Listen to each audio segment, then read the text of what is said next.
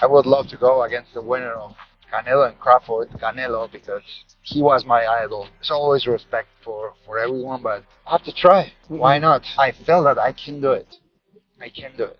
They want to give me the opportunity directly.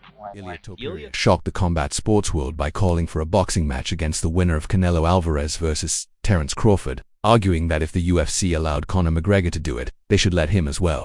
Despite still having 5 fights left on his UFC contract, Topuria believes now is the perfect time to make the crossover. He requested the bout to take place at Turkey Al Sheikhs, expressed respect for Canelo, but confidently claimed he can win and make history as both a UFC and boxing world champion. That timeline to boxing. Are you allowed to say how many fights you have left on your contract or not? I think I have 5. It doesn't matter. Even I still have fights in the UFC. You always can ask them to let you go to the boxing. Did it with Conor. Why not with me? I would love to go to boxing.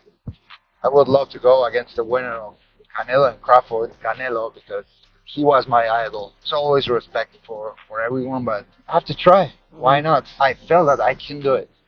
I can do it. If they want to give me the opportunity directly, why not? I want to discover something new. We're going to do it. Now is the best time. Maybe the first one to get the world title in boxing. Let's go Turkish. This guy, how's his name? Turkish? Turkey or whatever? Turkey, yeah. Turkey. I would love it. It will be a great experience. Ilia Topuria also expressed interest in a potential super fight with Islam Makhachev at the rumored White House card, saying he would love the opportunity. When asked about the matchup, Topuria called it an honor to fight in front of the United States and believed that the timing could align perfectly, with the event still a year away, making it an ideal moment for a high-stakes clash with Makhachev. Would you want to fight at the White House? Or why not? I would love to fight in front of the United States of America. Yeah. I would love it. We'll see what. But it's a year away, right?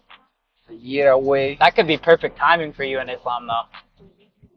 Ilia Topuria was uncertain about which weight class a potential fight with Islam Makhachev would take place in, noting that once a fighter moves up, they rarely want to cut back down. He admitted that making 145 pounds felt like hell for him, but since moving to 155, the process has become far more enjoyable, and he feels much happier. What would that go down at now, though?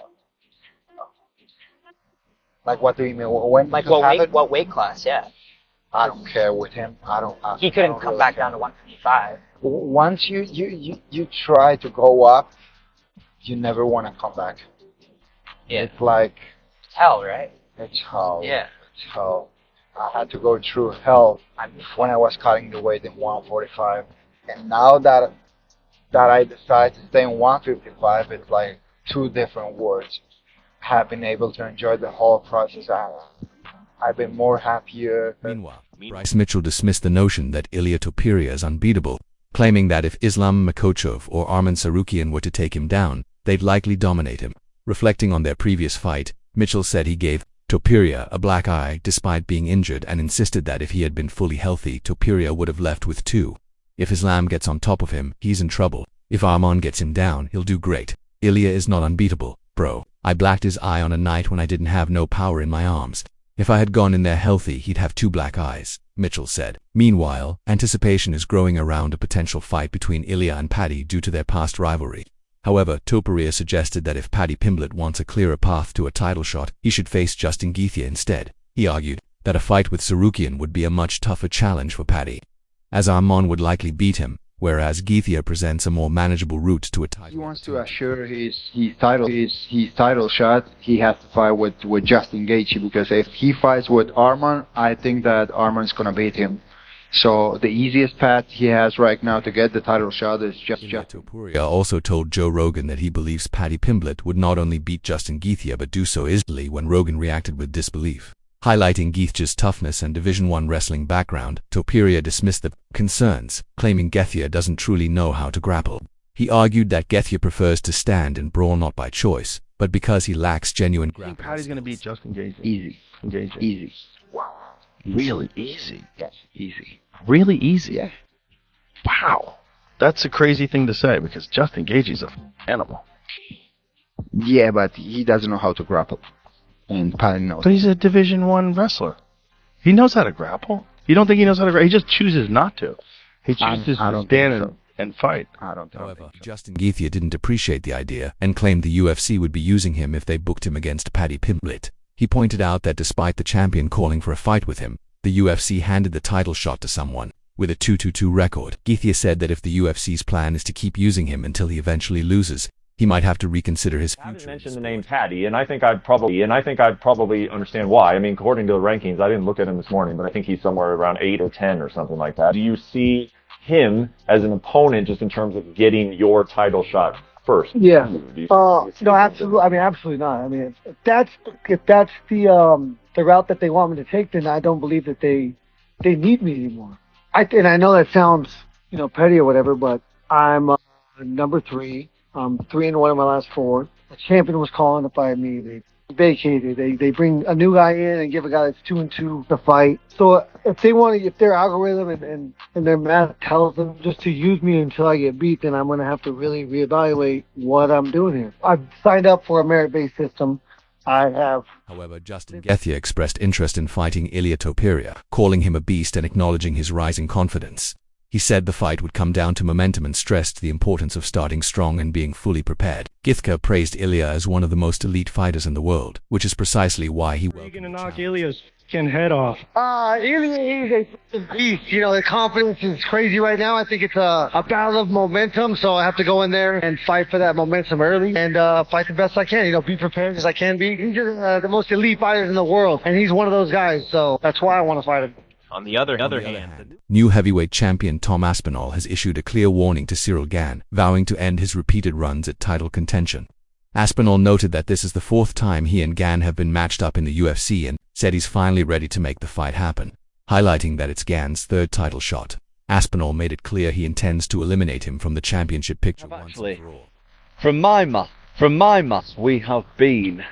This is the 4th time we've been matched up together. Me and Ciryl got in the UFC, and now we are matched up for the 25th of October, Abu Dhabi. Me and Ciryl, 4th attempt is here, and this is Cyryl's 3rd title shot. So we are going to try and get rid of Ciryl Gane from the title picture. Tom Aspinall said the layoff isn't a concern for him, pointing out that he once spent 3.5 years away from MMA and still returned stronger than ever.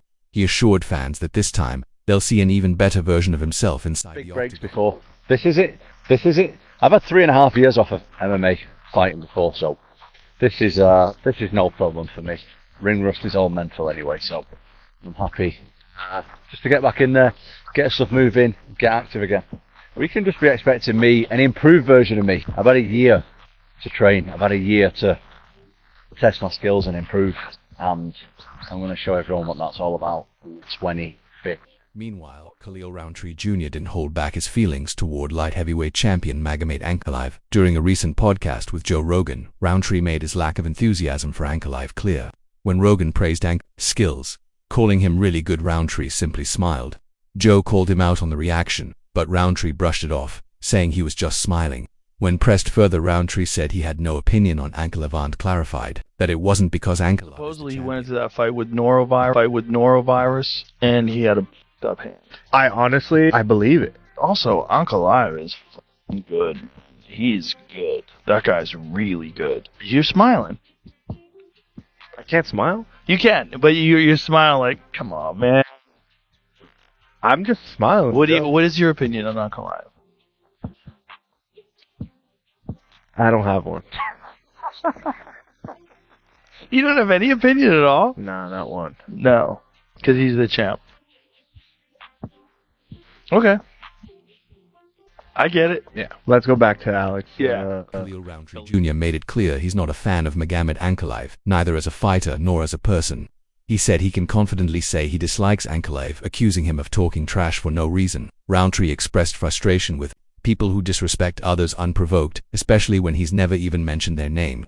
He emphasized that he's dealt with that kind of behavior his entire life and has no tolerance for it, calling it unnecessary and something he genuinely You're just not a fan of his? I can say confidently, am I a fan? Absolutely not.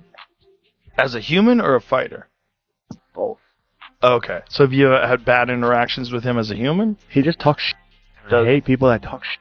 Like, dude, I just don't like it. I don't like people who talk shit for no reason.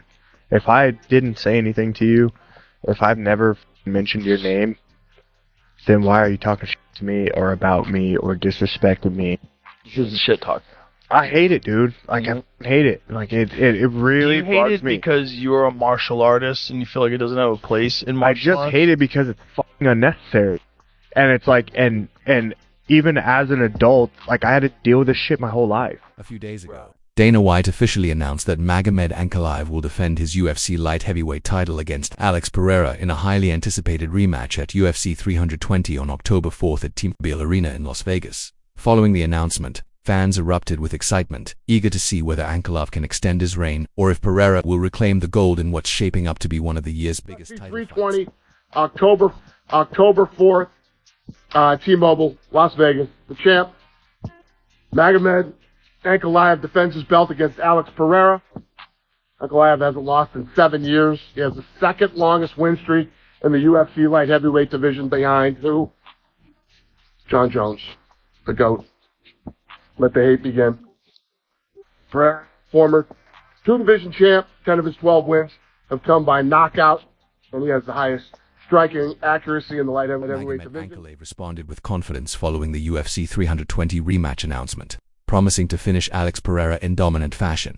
He made it clear he has no intention of leaving the outcome in the judge's hands, warning fans to expect a highlight reel performance. Dana White announced, "My next fight on October 4th. I'm knocking Alex out this time. There is no other way. Get ready for the big show," Ankalaev declared. Just days before the fight was officially confirmed, Ankalaev had taken a jab at Pereira, accusing the former champ of trying to line up the rematch during Ramadan. He dismissed the timing, demanded more preparation, and even suggested he'd prefer to face Carlos Ulberg instead, someone he views as a more dangerous threat than the rest. Breaking news: Alex is now asking to fight me during Ramadan again. I need more time, and that other clown needs to do his homework. Let me fight Carlos. I think he's more dangerous than all of them, Ankalaev said. Meanwhile, Andrew Tate voiced his support for Alex Pereira, backing him to bounce back in the rematch. He called Pereira an OG and revealed they were once scheduled to fight years ago during the Showtime era. Tate praised Pereira's experience, with saying he understands the ups and downs of the fight game and will use the loss as a lesson.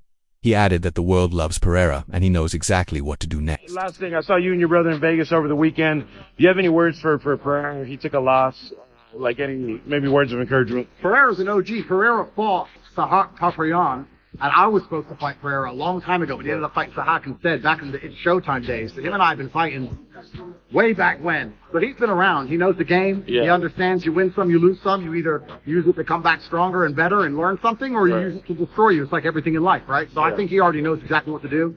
The world loves him. He knows that. Do you think he'll win the rematch? I think he'll be back. Yeah. Michael Bisping also weighed in on the upcoming rematch, stating that Alex Pereira will be under significant pressure this time around.